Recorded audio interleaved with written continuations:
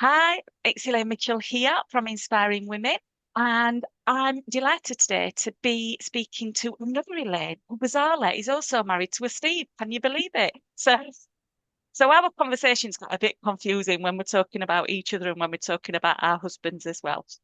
So I'm delighted to be speaking to Elaine from Elaine G Photos, Mm. and we're just going to be talking a little bit about stuff that we all have to deal with a slant on why we should be keeping our memories alive with photographs. So welcome, Elaine. Thank you very Um, much. I just want to just that first of all, you would just want to tell us a little bit about yourself. What got you involved in the process that you're working on at the moment? Oh, thanks, Elaine, and lovely to be here, fellow Elaine, with a Steve. So yes, photography. I've always loved photography, and I mean, who doesn't? And just as a very quick backstory, my dad was a photographer, so when I grew up, I was always surrounded by photos and him taking photos and giving me a camera to use and things. So photography was part of my world growing up. But that was back in the day when it was roll film in a camera and you could only take 36 at once and had to send them off. So, which was quite nice in a way, but obviously things have really changed now. So, although Dad's no longer with us, um, I wanted to. I've continued with the love of photography, and then latterly, a few years ago, thought, well, I want to. People were asking me basically to do, can you shoot my wedding? Could you come and photograph my dog, or can you come and photograph this event, which I was happy to do, for mates and things. But then I just thought, well, why not actually give it a go as a business? So that's what I'm doing now. So, and I'm absolutely loving it. And to me, photography, particularly with smartphones, which I'll talk about soon, but if I can, it's accessible to everyone now, and that's what I love about it, is that we're all, or most of us, hopefully, are carrying around a phone in our pocket, which can take fantastic photos. So how wonderful is that? Yeah. And I think what you just said when you said you grew up with photographs with your dad being a photographer, obviously, and they were always around. I just got memories of we've got boxes and boxes in our loft of family photographs, right back from grandparents, which were obviously 1920s, Yeah, 1930s, right through to my parents, and all the school photographs. And there's always, I'm the youngest of six, and all my siblings' photographs, baby wow. photographs, are all black and white, whereas I'm a Yeah. colour girl. There's not many, but I've got a photograph of me as a baby being in colour. And it's Mm, seeing all the difference, isn't it? But just mm. thinking about all the jokes we used to have. My dad used to cut our fringe, he used to put his hand there and just cut across. So we've got like different photographs with us all with the fringe and things Yeah. like that. And I love the fact that we've got that capacity to have photographs all the Mm, time and that they mm, are stored digitally. But I mm. just feel a little bit sad as well that my kids aren't going to be able to go up in the loft and get out boxes and just look through those memories and that chaos and that fun. I mean, or I know when mum and dad used to go on holiday, if dad took photographs, mum's head was never on it ever. And like this, we used to like get them from, was it True Print or whatever? They used to Yeah, be bonus delivered to the print. letter.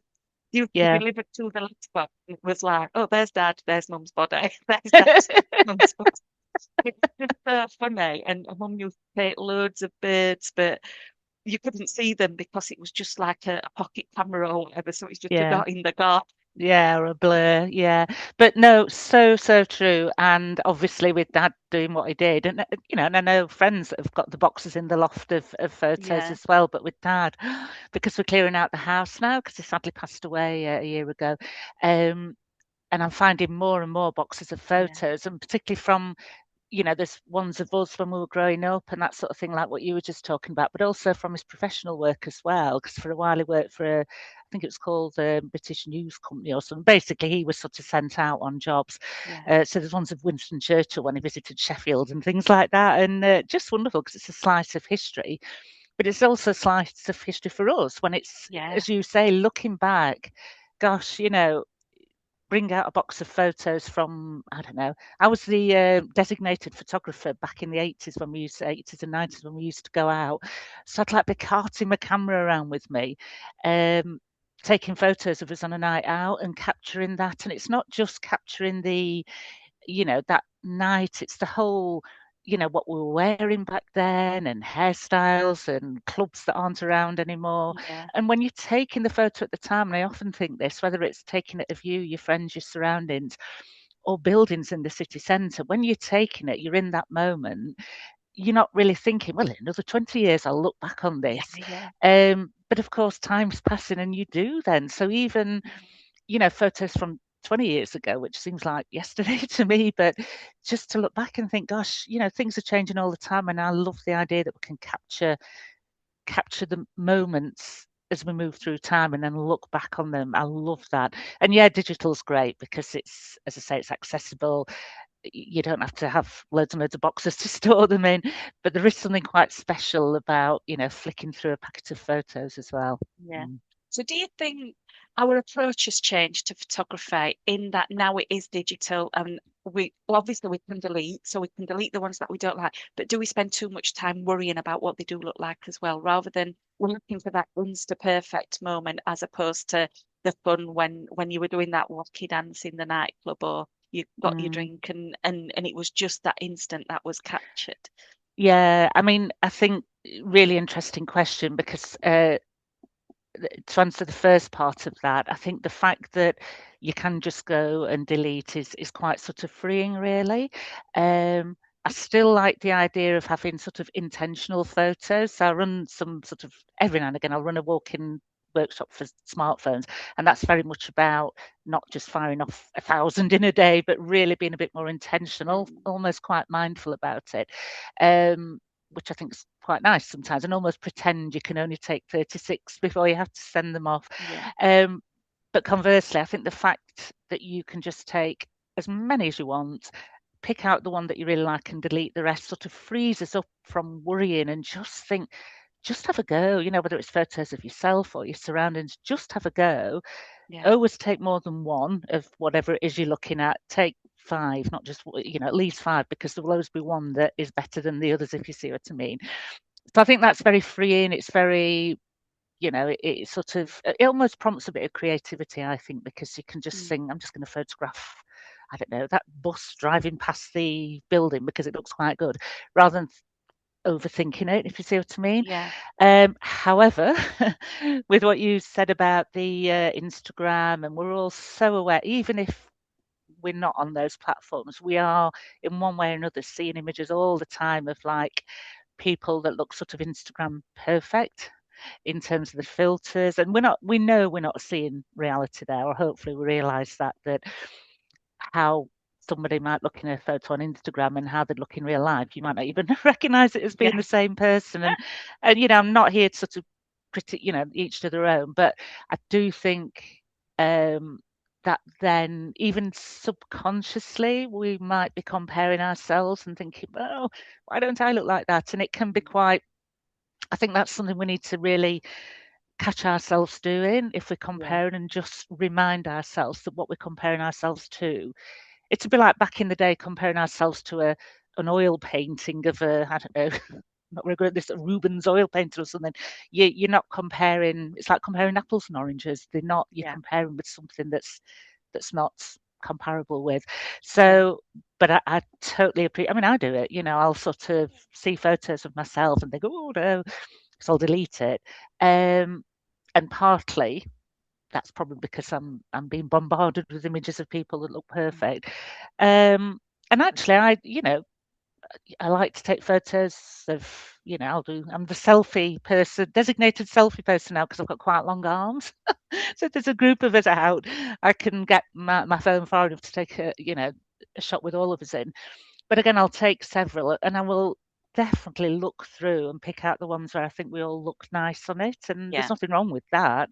It's if you're then sort of thinking, well, but I don't look like, you know, Kim Kardashian when she's in wherever. Well, of course, no, yeah. because she doesn't look like that. Yeah, So, that's the yeah, thing, isn't yeah, it? And it's having that understanding. I think one thing that makes me, obviously, we're part of the Inspiring Women group, mm, and there's a lot of mums in there. There's a lot of mm, ladies who are age in there as well, and mm, some are perhaps getting are like grandparents and things. mm, There's a lot of, I know a lot of women who will be the photographer. They'll take hundreds of photos of the mm, children and they don't appear on them. And that Yeah. makes me a little bit sad, to be fair, Yeah. because like I've just said about going in the loft and getting the photographs, years to come when those kids are looking on the cloud at photographs, they'll be like, "Wow, where's mom? Mm, mm, Where is she?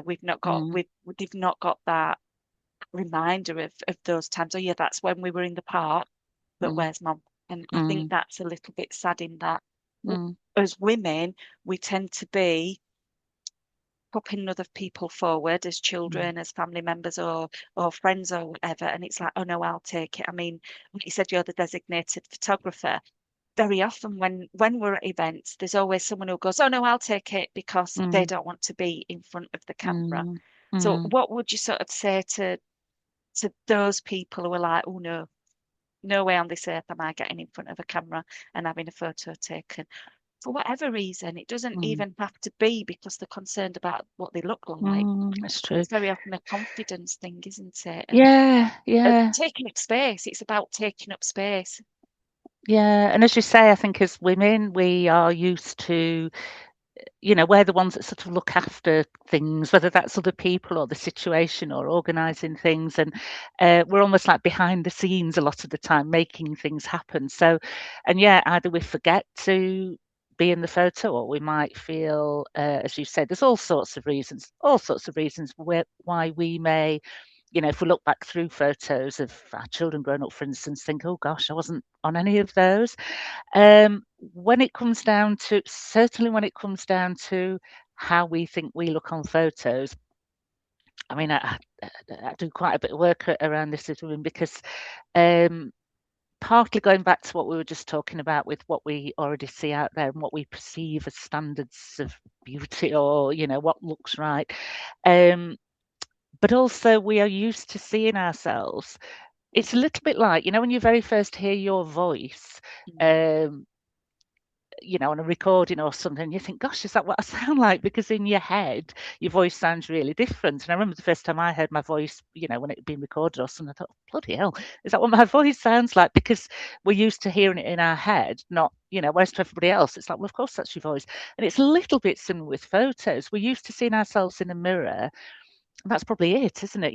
And even the reflection we see is um, what we see in a mirror isn't what people see because it's mm, flipped horizontally, and it might only be ever so slightly, but um, we're not perfectly symmetrical. And when I know I've seen like tests where they'll take a photo of a face, split it, flip it, and put it back together, and it just doesn't look like that person because yeah, we're slightly unsymmetrical on the sort of horizontal line. yeah, So, and also often when we look in a, say if, I'm just sort of putting my jewellery on before I go out, I'll not have my resting miserable face. I'll be sort of, so we're used to perhaps looking a certain way. Generally mirrors will be on eye level, they'll not be down there. So I think we have this image of what we look like in our head, and then often we'll see the photo and think, well, that doesn't look like me. And for some of those reasons that I've just said, but there are things we can do, whether it's down to just slightly shifting our pose, just one tip, if nothing else, if you're taking a selfie. And what I would highly recommend to people is that they have an afternoon on their own, with nobody going to disturb them, and just take loads and loads of selfies, and then delete them all if you don't like them, just to get used to sort of seeing yourself on yeah, film. And if nothing else, just one tip, if you're indoors, because you might feel more comfortable doing this indoors, is to firstly get by a window and then just turn sort of 45 degrees to the window so you've got sunlight coming in on your face. Have your phone at eye level or above, not down here, because that's because not the we've all most flattering. Oh my word, it's just not. I mean, we all do it. Sometimes I'll open my phone to sort of read something on there and it's on the front camera. I'm like, oh, you take it away. And it makes me laugh because I think, my word, that's shocking. But yeah, so eye level or above, ever so slightly above, and then just have a go at a hack. Sorry, I'm interrupting myself here, but a hack I learned the other day, which I think works on most phones.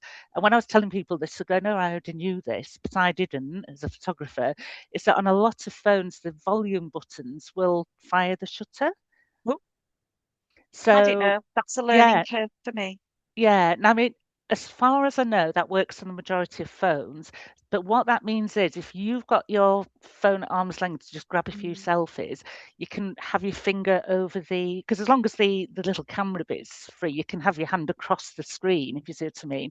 yeah, But it means you can, with one hand, I'm doing this, but I know you can't see, you can just press the volume button, it'll take the shot. So that means you can stand by a window, have your arm at eye level or above, and just have a go, keep moving your head, changing your expression, and just have a bit of fun with it. And yeah, then afterwards go through, there may be one, some in there you like, that pass your criteria of what you feel is a good photo, or there may be not. But the point is you're getting used to seeing yourself in mm, photos, and it becomes a bit more normal because, as you said, Elaine, it's like, I know my daughter, I mean, she's 22 now. She doesn't just want to see, she loves seeing photos of herself when she was little and bits of it, but she wants to see me and Steve on there as well. yeah, Um, so even if it's not for your own sake, for the sake of others and that sort of yeah, legacy, please start putting yourself in yeah. front of the camera.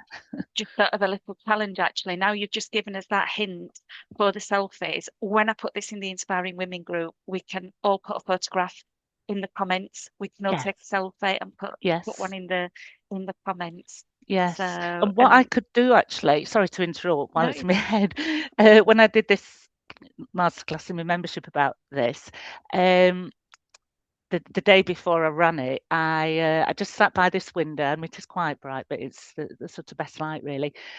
And I just did what I just said. I just got loads of me going, changing my expression. Now I've sort of put them into a little collage. So I'll share that with you just in case Yeah. you want to.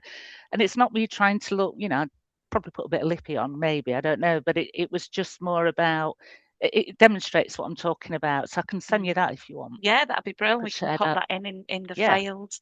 So yeah. yeah, brilliant. So I think a lot of people, because in Inspiring Women, we've got a mixture of everyone's inspiring, obviously, but we've got a Yeah. mixture of women who are stay-at-home mums, women who work, women who haven't got any kids and got the fur babies, or they've got Mm, nothing. That sounds awful that they've got nothing, but they are strong, independent women yeah. who don't need a crutch. That's Yeah. what I meant.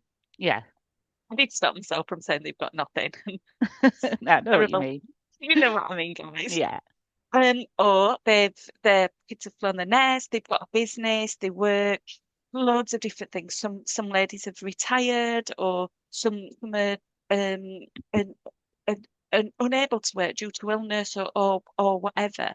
So we have got a broad spectrum of Yeah. women in there, all with their own stories, who can take information from each other and support each other. That's what it's about, to be Yeah. fair. A lot of them have got their own business or a side hustle. I don't know where I stand on that term, to be fair, because I think whatever you're doing, we put us best into it, and Yeah. I think that sort of cheapens it a little It bit, does as a if little it's bit, like, doesn't well, it? Yeah. just It's got just this little like a thing that I hobby of, do. yeah. No, you're doing it, and you're doing it Yeah. well, and you're doing it for whatever reason, whether that is for your emotional well-being, or whether it is because you need the money and Mm, you're looking for the future or whatever. mm, So yes, everything we do with purpose. mm, So I know that you do brand photos as well, but you mm. also do the walking road shows, Yeah. which you spoke about. And I know I've been on one of those, and Mm. I absolutely loved it. Which Well, bless you. bizarrely was the first time we met, wasn't it? We've known each Yes. other online for Online. probably Yeah. like what, 7 years, something like Yeah. that, Yeah. maybe even Yeah. longer. And then we physically met not last year, the year before, Mm. and I did it. And some of those photos are actually on my website as well. Ah. What I took, because I'm proud that I'm from Sheffield and I love Sheffield, and Yeah. we did a Same. walking tour in Sheffield, didn't we? Yeah. Yeah. So some Yeah. of my photos are actually on that. Oh, I'll go and have a look. And I learned so Mm. Oh, much from good. that. That, Good. and like you say, it was all the mindfulness, and it was being able to just Mm. walk and focus on what you were doing Mm. without the distractions, because we spent that Mm. time taking those. So tell Mm. us a little bit about what you can get from having that focus time of going out and saying, right, this is what we're doing. I know you also do a 52-week challenge, don't you? I love seeing those. Ah, You do a yes. 52-week Yeah. Just making a photographs, note. 52. Okay, so Yeah. I mean, the walk-in workshops, I perhaps only do them quarterly now. I did one last Saturday, actually, and it was the Mm, first one I've done in a while. I love them. I really do love them. But since focusing full-time on my business, I'm so busy, but I really do love them. But the idea behind that, firstly, smartphone, the camera capabilities that we have on our phones now are just amazing. You know, the quality of the lenses, the inbuilt editing features, which are basic but enough just to sort of make some tweaks to create a photo that's all right into one that you'd think, actually, I'd print that off and hang that on my wall. So I just think what we're carrying about with us is wonderful. So what I'm about is trying to sort of help people use the full potential of the smartphone camera, if you like. But also, as you said, Elaine, it's about, I think photography, like a lot of art is, and it is an art, is mindful because it's almost changing the way you see the world, at least for a while, at least for those 2 hours. So rather than sort of, I power walk everywhere because I'm always like rushing from one place to the next, it's a chance to sort of slow down and really sort of look, but then look again at our surroundings. So whether that's the flowers in the winter garden in Sheffield, where we've got, it's beautiful if nobody's ever been, but there's a lot of foliage there and flowers and trees and things. So whether it's stopping to look at flowers, whether that's outside or in your garden or in your window box or whatever, or sorry, the cat's just come in over there, or the buildings where we live. Often we'll walk, and unsurprisingly, again, we're looking at eye level or down, to check that we're not tripping. We don't very often look up, and obviously, it's best to stop if you're going to do that, so you don't sort of bang into people and things. But again, just sort of looking upwards and looking at the skyline and the roofs or the tops of buildings. This is all about being really in the moment, and anything that I think stops us thinking about what we need to do or what we should have done, and it's just about the here and now, just gives our, and I mean, I'm not talking sort of scientifically or anything here, it's all just sort of my thoughts, but it just gives your brain a rest for a bit. yeah, And it's also, it can be so creative. And I'm a huge fan of creativity. And when people say, well, I'm not creative, I will always challenge that because I think we all are. I think yeah, you never see a child at school refusing to pick up a crane because they don't feel the creative. It's just what we do. But I think it just gets suppressed a bit, maybe in some people. So I think photography is a really, again, accessible way of just embracing that creativity. And I always say we think of photography as being like just capturing exactly what we see. Um, but I know on walking workshops, we will stop at a certain point in Sheffield city centre, and I'll ask people to go and capture something. So we're all sort of capturing images of the same thing, but we'll all capture it differently. We'll all put yeah, our own spin on it, and I think that's wonderful. And that's the creative part, is yeah. seeing something, then putting your own, telling a story in terms of how you capture that. Mm, So I love that, and I think it's Steve gets frustrated sometimes when we're out because we like walking. Gets a bit frustrated sometimes because I'm forever stopping to take photos because I'll spot yeah. something. But I think that to me is part of the enjoyment of being Mm, out, is noticing things and capturing it, and then looking back on it. I think photography is a gift that keeps on giving, isn't it? Because there's yeah. the actual doing it, there's a looking at it afterwards, maybe the editing, which is still part of the creative process, but then looking back in years to come and thinking, oh, remember when we did that? And it Mm, brings, it just brings those memories back. In terms of the 52 frames, I mean, this is something that I would highly recommend anybody that is wanting to sort of perhaps experiment more with the photography. And it's a global challenge. 52 as in the numbers 52, then frames, frames. If you sort of Google that, it's free. You sign up, and every week it's like a global community of people that are into photography. And every week a new challenge will be set. So this week's is, I think the title is My Favorite Place or My Special Place. And there will always be, because I mean, I look at it on my phone, you instructions, if you like, or an explanation for that week's challenge will be sent out if you sign up to this. And it'll give you a few sort of ideas for inspiration, a few tips, things to think about. And then you just go out and take a photo and then submit it before the deadline. And that's it. And then on a Tuesday, the album is released. So what the organisers of this do is pull together thousands of photos that people are sending in from all over the world, and you just send in one, and present them in a digital album. And you can look at your own, but you can look at other people's. And from my point of view as a photographer, I just think it's wonderful because it's challenging me to try out different genres of photography that I might not normally do. So, and examples of some are, macro photography, so getting in really close to things. Um, Food, it might be like for 1 week, just take photos of food. And it might be about an emotion. So it could be, I'm trying to think of an example, but they might give an emotion and you capture an image. So it's inspiring for you as an individual to try out new things. And there's no, if you don't submit, nobody's going to tell you off. You'll have a streak, but I'm all for breaking streaks because I think they can be quite stressful. But there's no obligation to keep submitting Mm. each week. But it's good if you do. And but it's also inspiring to see other people's photos Yeah, and think, so yeah, they interpreted it like that. So anybody that's even just vaguely interested in photography, go on and Google it, have a look, and yeah, advise you to sign up. yeah. Fab. I think, like you said about people not being creative, I think photography is a very easy way to just use your smartphone, Mm. take a few photographs and see how you can go. 'Cause I like, since I went on the workshop with you, I like just playing with the editing and Yes. changing colours and that sort of thing. Yeah. And I rarely do anything with them, to be fair.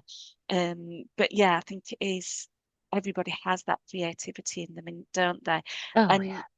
without being forced to be mindful. So I think Mm. sometimes self-care and being told you've got to be mindful or being told you've to do this, to do that. If you just think, I'm just going to go a little walk and notice something today and take a photograph, or I might try and see that robin that I see more or less every morning on Mm. my dog walk and get snap a photograph of that. Mm. Just having that moment of focus. And there's a Yeah. reason, obviously, you have that word in photography, and that you're finding that Mm. focus, you're seeing it, Mm. and you're getting the rewards from it as well, aren't you? Mm. The Definitely. memories and the lowering of the cortisol and everything like that is Mm. just so beneficial to us. And Mm. I think like more beneficial to women because it gives us that time to not have everything else going up around. We can bring all the parts of us back together and Mm. focus, even if it is just for a few minutes. Mm. Might even be in your garden.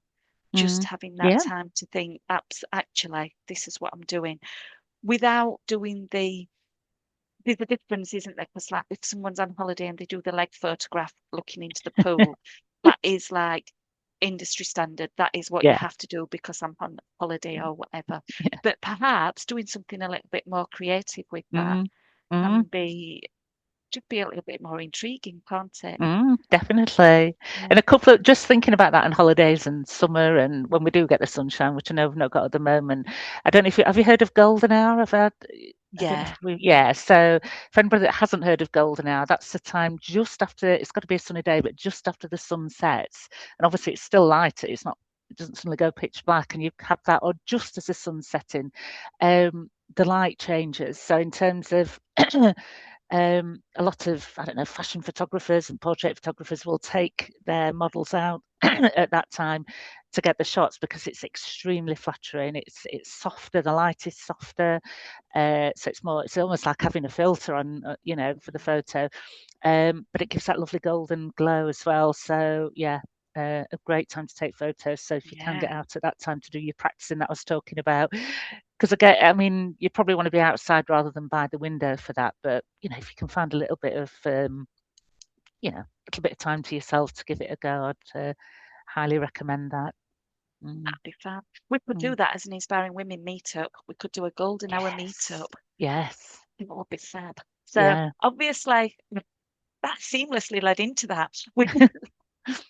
We have got the Inspiring Women meetup on the 22nd of May. I was trying to think of the date then without yep. getting myself puffled. So on the 22nd of May, on the Friday the 22nd of May, we're having a meetup, and you are actually going to be one of our guest speakers. Mm, So you are the guest speaker. because I'm not a guest, I'm going to be speaking as well. I'm going to be talking about showing our true self and Mm, confidence and that sort of thing. A little prop here I will be mm, using, and you guys are going to see those props for quite a while. And then you're going to be talking a little bit about your journey, expanding on what you are, and giving some hints and tips on mm, selfies, as mm, well as the opportunity for anybody who's in business, but who just wants a nice photograph mm, taken, to be fair, to have mm, some headshots done as well. mm. So I'm really looking forward to that. Obviously, if you're listening to this after the event, how can people get in touch with you? Okay, well, just to just sort of backtrack a little bit, for anybody that's either, because I know some people have already booked on to have the headshots, and thank you, that's Yeah, great. I just want, or if you're thinking about it, just please to reassure you, because I think, we've said all this, but I know that, because I see it with my clients that you know, standing and having your photograph taken or sitting and having your photograph taken, people can get quite anxious. So just to please reassure people that my style, the way I work is in a very relaxed way. And clients will say to me, and I say to clients, it's like we're having a conversation and I happen to be taking photos at the same time. So honestly, just that reassurance that firstly I get it that people can sort of tense up a bit when they're having the photo taken, but that please be reassured that I will really will help you to relax and just yeah, enjoy the process. So I'd just like to say that.